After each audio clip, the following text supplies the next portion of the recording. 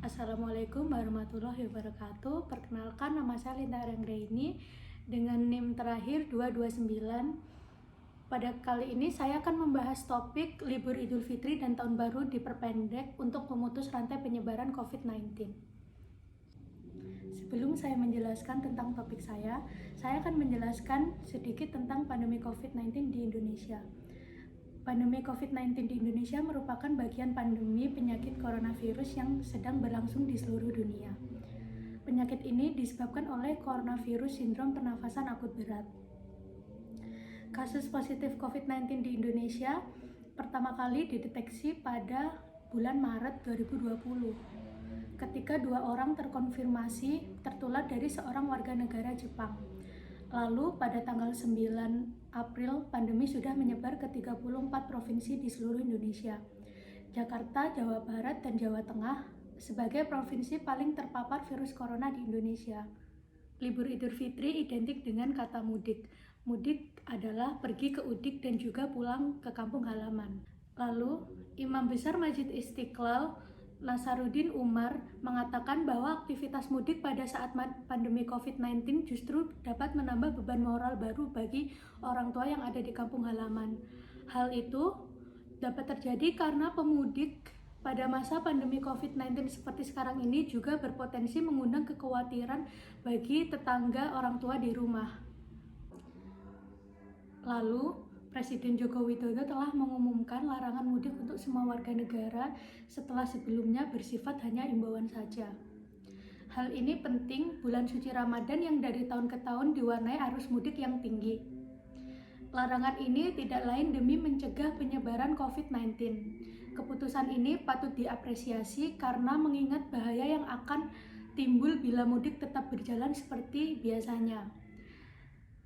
Larangan ini sebenarnya selaras dengan berbagai imbauan, arahan, dan keputusan yang sudah tersebar secara masif untuk tetap tinggal di rumah. Selain memicu mobilitas warga yang tinggi, liburan bisa membuat masyarakat mengabaikan protokol kesehatan, yaitu 3M, memakai masker, menjaga jarak, dan yang terakhir mencuci tangan.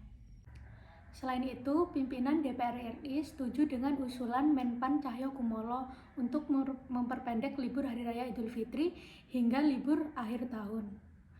DPR disebut telah lebih dulu mengimbau terkait pengkajian libur panjang pada masa pandemi seperti ini.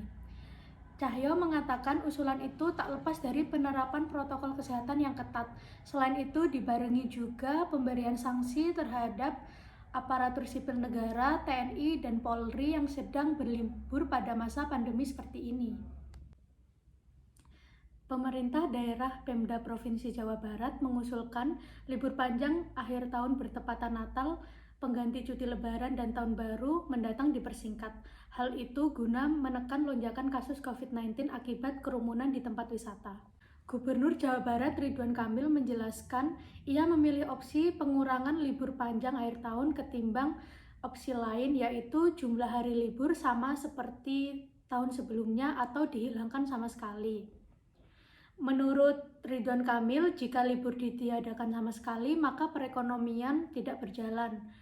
Begitu juga libur tidak dipersingkat, maka berpotensi pada penularan COVID-19 yang akan terus melonjak sepanjang waktu.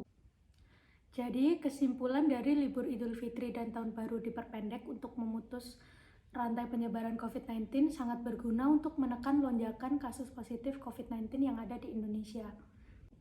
Sekian topik yang saya bawakan, sekiranya bermanfaat bagi Anda. Wassalamualaikum warahmatullahi wabarakatuh.